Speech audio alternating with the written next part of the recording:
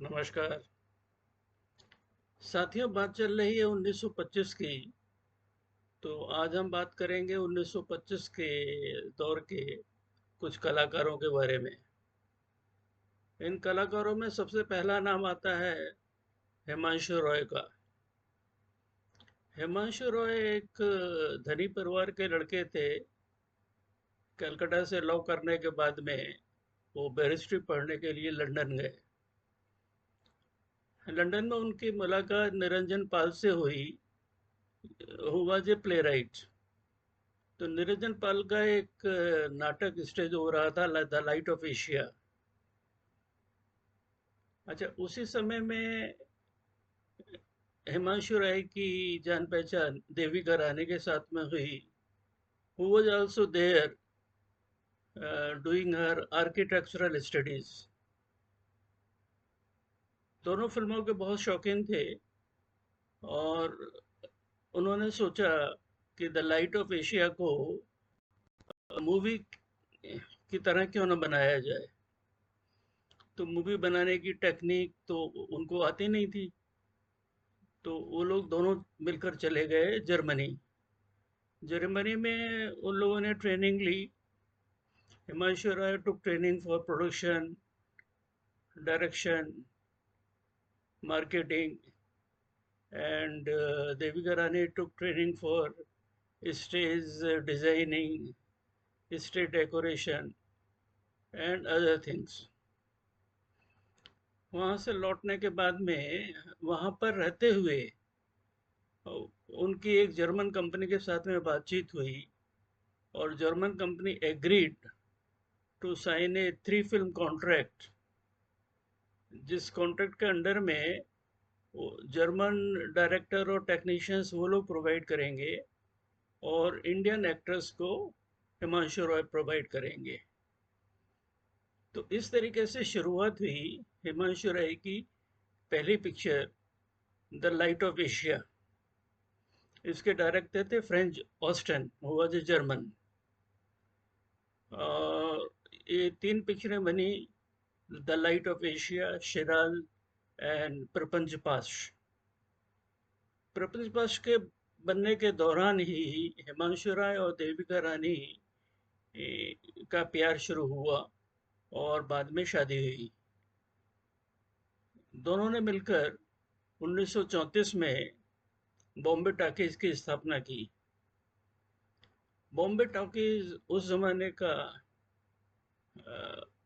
बहुत ही प्रसिद्ध स्टूडियो बना और उन्होंने करीब 40 फिल्में बनाई।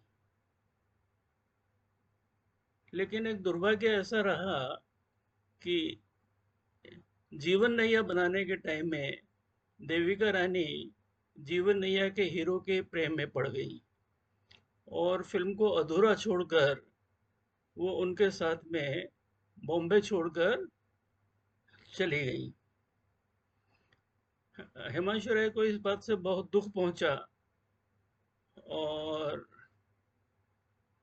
अल्टीमेटली क्या हुआ कि हिमांशु राय की डेथ हो गई और उसके बाद में स्टूडियो का कामकाज बहुत सफ़र किया। स्टूडियो में इनके साथी थे शशाधर मुखर्जी और अशोक कुमार। उन लोगों ने स्टूडियो को रिवाइव करने की कोशिश की और एक पिक्चर बनाई, महल। महल काफ़ी सक्सेसफुल रही, it was a big hit. लेकिन महल की सक्सेस के बावजूद वो बॉम्बे स्टूडियोज को रिवाइव नहीं कर पाए and ultimately this Bombay studio close down. Himanshu Rai ने अपने जीवन में करीब 12 पिक्चरें प्रोड्यूस की और 4 में उन्होंने एक्टिंग किया।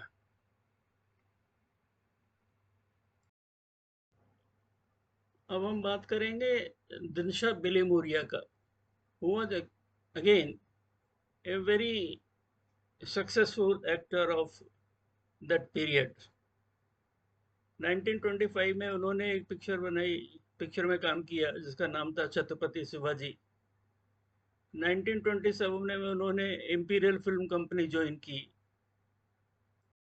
1927 में उन्होंने एक पिक्चर में काम किया जिसका नाम था wild cat of Bombay. His co-star was Sulochana in that film. 1928 में आई अनारकली। तो इस पीरियड में क्या हुआ कि दिनशा और सुलोचना का पेयर बहुत पॉपुलर हो गया। तो 1933 और 1939 के बाद में बीच में इन दोनों ने मिलकर कई पिक्चरें बनाई और सभी पिक्चरें बड़ी सक्सेसफुल रही। 1931 में उन्होंने रंजीत स्टूडियो के लिए 22 पिक्चरें बनाई। तो he was a favourite star of Ranjit. और उसके बाद में उन्होंने 2 पिक्चरें डायरेक्ट भी की, जिसमें एक थी आज़ादी ए वतन, और साउंड फिल्मों के दौर में जब उन्होंने रंजीत स्टूडियो छोड़ा, then he went back to Imperial. लेकिन धीरे धीरे करके फिर उनका कैरियर जो है, डायरेक्शन करने के बाद में he wanted to concentrate on direction, लेकिन डायरेक्शन उनका इतना सक्सेसफुल नहीं हुआ। So that is where his career ended. अब हम बात करते हैं याकूब की। Yakub did not play the lead role, but he was a very successful in the role of a villain, a comedian, और एज ए कैरेक्टर आर्टिस्ट। उनकी कुछ बहुत ही सक्सेस फिल्में थी, जैसे 1925 की बेजराव मस्तानी, 1931 की मेरी जान, 1940 की औरत, 1951 की हलचल। और उन्होंने 2 फिल्मों में एज डायरेक्टर भी काम किया, जिनका नाम था सागर का शेर और उसकी तमन्ना।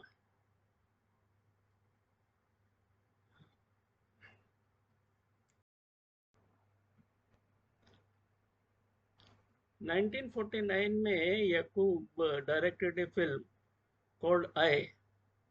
इस फिल्म की सबसे महत्वपूर्ण बात यह है कि this was the film where Begum Akhtar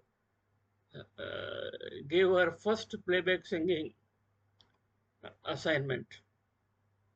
and आप लोग सभी जानते हो कि उसके बाद में बेगम अख्तर कितनी मशहूर हुई और कितने गानों को उन्होंने प्लेबैक दिया।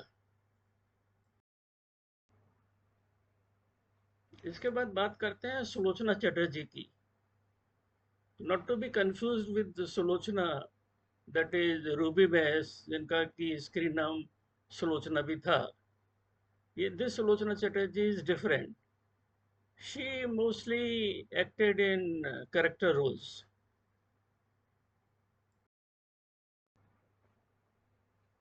She was active from 1942 to 1988, and during this period she acted in 93 films। एक फिल्म में उनको लीडिंग लेडी का रोल मिला था, that was Veena, in the year 1948। तो Savitri Chatterjee though played character roles, but she is still remembered as a good artist। अब हम अगले वीडियो में बात करेंगे 1926 की। तब तक के लिए अनुमति, धन्यवाद।